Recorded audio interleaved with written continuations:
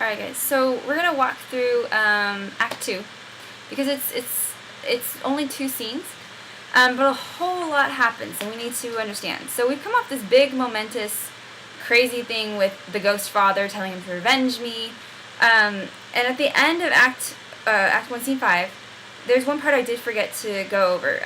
The very end, Hamlet has made them swear that they'll never tell anybody, that they'll help him. And he says, this is what I'm going to do. Well, first of all, Horatius says, I can't believe this is happening. I can't believe there's a ghost. That doesn't seem real. And he says a very famous line. He says, there are more things in heaven and earth, Horatio, than are dreamt of in your philosophy. So in other words, there are more things in this world than we are aware of. So Hamlet has quite happily taken on this supernatural as a good thing, whereas everybody else keeps seeing the ghost as this very evil, negative thing just because it is supernatural. So that tells us a little about something that's going on in Hamlet's mind. So he basically says, I have a plan. I need to catch my mother and I need to catch my uncle in the act. So what I'm going to do is I'm going to act crazy, and you guys are going to assist me. And he says I'm going to, shout and say crazy things and twist my body up and just be really weird. But if people ask you if I'm crazy, just say, oh, I don't know, maybe. So they're supposed to kind of help support him. He's doing all this so that he could have kind of a guise with which to really observe them. So people tend to discount someone if they think that they're not really understanding or listening. So he's going to use that to try and figure out what really happened and prove that his uncle killed his father. But he basically, the subject of madness with Hamlet is essential. If you ever take any Shakespeare class, this is the first question they ask about Hamlet. Is he mad or isn't he mad? And why? And so the question is he really mad? And he thinks he's sane? Or the question is he actually sane and he's pretending to be mad? He thinks he's pretending to be mad, but that doesn't mean that he can't actually become mad throughout the play. So that's the question I pose to you. I want you to think about it as we start to develop this rising action with Hamlet. So we're going to move into Act 2, Scene 1. In Act 2, Scene 1, we have Polonius standing with Rinaldo, and we're starting to see a little bit about who Polonius is as a man, as a person, as a character. So he's talking to Rinaldo, and he says, I want you to go to Paris, I want you to spy on my son, because I think he's up to no good. I think he's basically a playboy. And Rinaldo says, okay. And he says, but I don't want you to go ask people. I don't want you to just find him. I don't want you to just ask him. And Rinaldo says, okay. And he says, I want you to basically go around Paris, find people, and say, have you heard about this guy, Laertes? He's, drinking, and he's gambling, and he's down in the red light district. I mean, have you heard about this guy? And he says, but yes, but the more I do that, the more people are going to start thinking that Laertes really is like this. And he says, shouldn't I just be straight? And Polonius says, no, I have a brilliant idea. It's mine. I thought of it. I'm so brilliant. He's very proud of himself. He's very pompous. He says, when you tell them those things, watch their face. And if they start to think it, then you'll know that it's true. Then you know he really is down there doing all these bad things. So Polonius is someone who likes to plot, plan, trick, and he thinks he's very, very clever. And so you'll see, no one else really thinks that he is. So we go in, and Ophelia comes in, and she is crying to her father, and she says, Dad, I did what you told me. I pushed Hamlet away, but he came in the room, and he looked insane. He had his socks, up to his knees. He had his hair all crazy. He grabbed me by the wrist, and he just stared at me like he was trying to draw me, like a piece of art. And Polonius says, I know what this is. He's in love with you. That's why he's crazy. And Ophelia says, I really don't think that's it. And he says, no, this is it. Trust me. I'm so smart, I know. So he says, I'm going to tell the king, and they're going to be very happy with me for figuring this out. So the king and the queen come in, and they bring in Rosencrantz and Guildenstern, who are two of Hamlet's friends. But we find out that they're not really friends, because the king says, I want you guys to take him out. I want you to make him happy. I'm on page 1133 right now. So I want you to take him out and make him happy. But, if you happen to figure out why he's acting so crazy, like if you glean anything from that, let me know. So it's a very subtle thing at the end, around line 15, and he says, draw him out into pleasures, and to gather as much from occasion as you may glean. So we get this sense that he doesn't really trust Hamlet, that he's a little worried that Hamlet's kind of figuring something out. And the queen says, he's fine, just go out into having some fun, and I promise you we'll make it worth your while. So that's what she says when she says, your visitation shall receive such thanks as fits a king's remembrance, which is a very strange line, considering that we now know that she was having an affair behind her husband's back, and that her now husband killed him. So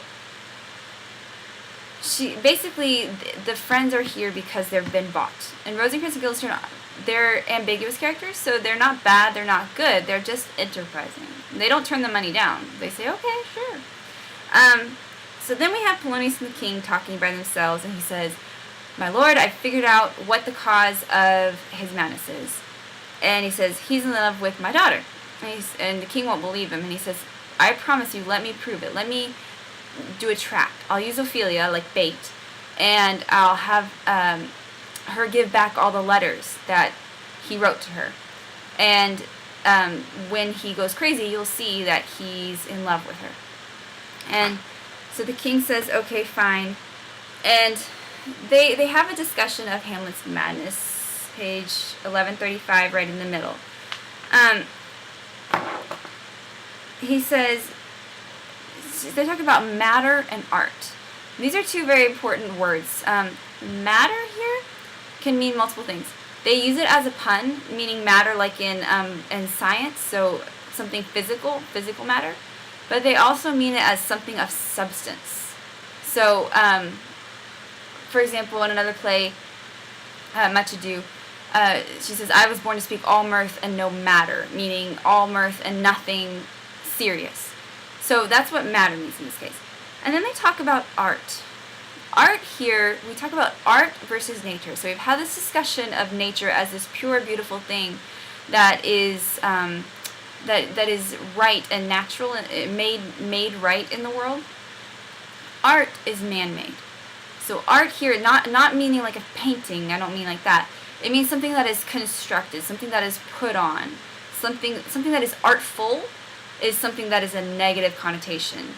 So you say that guy, he's very artful, meaning he's kind of a con man a little bit. He puts a perspective on to try and ruin something or try and get something out of something.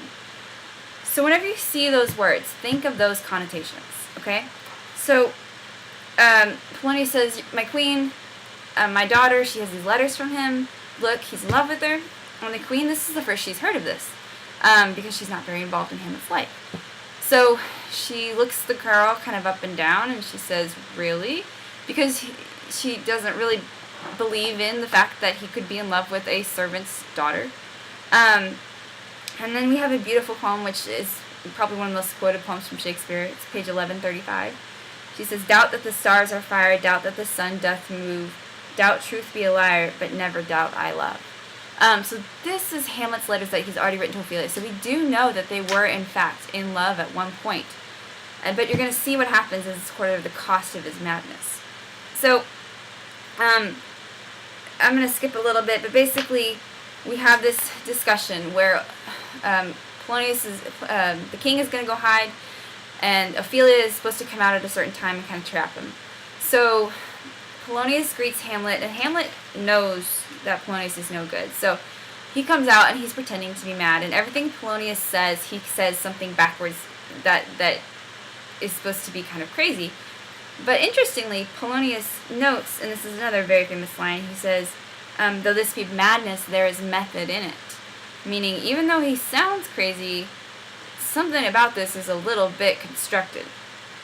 So he leaves, then Rosencrantz and Guildenstern come in, and Hamlet's very excited to see them. He's truly happy, but he figures out as he's talking to them, around line, on page 1139, line 275 or so, he figures it out as they're talking, and he kind of messes with them. and he kind of flips the tables a little bit, and he starts saying he's talking about Denmark is a prison, and how they're going to be staying in prison, and they're like, what? And he says, well, just tell me, weren't you sent here? And is it for your own inclining? Is it a free visitation? Come, just tell me. Were you sent here, or did you come because you really wanted to visit me? And he realizes that they were paid by his mother. And finally they're honest, and they said, we were sent.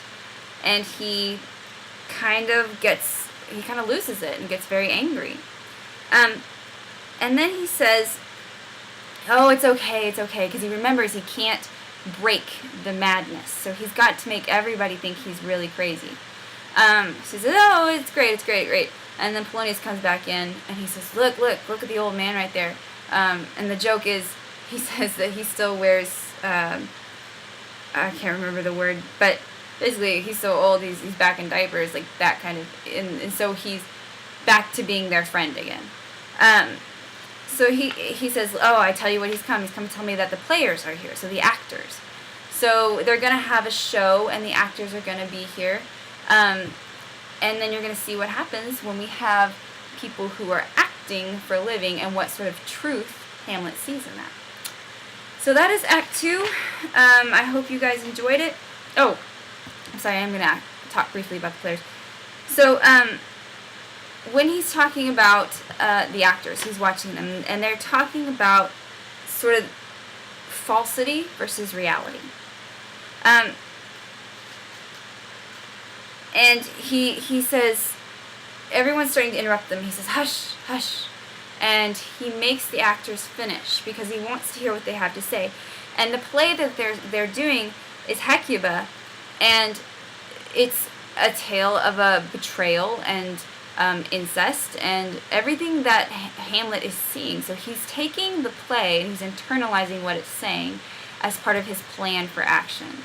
So this is where it becomes, is his identity something that is constructed, or is it really him? Is he really sort of slowly internalizing the madness? So that's the end of Act 2. Like I said, I hope you guys enjoyed it. You have one activity to do for this week, and then I want you guys to enjoy your weekend, and if you want, you can go on to Act 3. Otherwise, come back ready to start on Act 3 on Monday.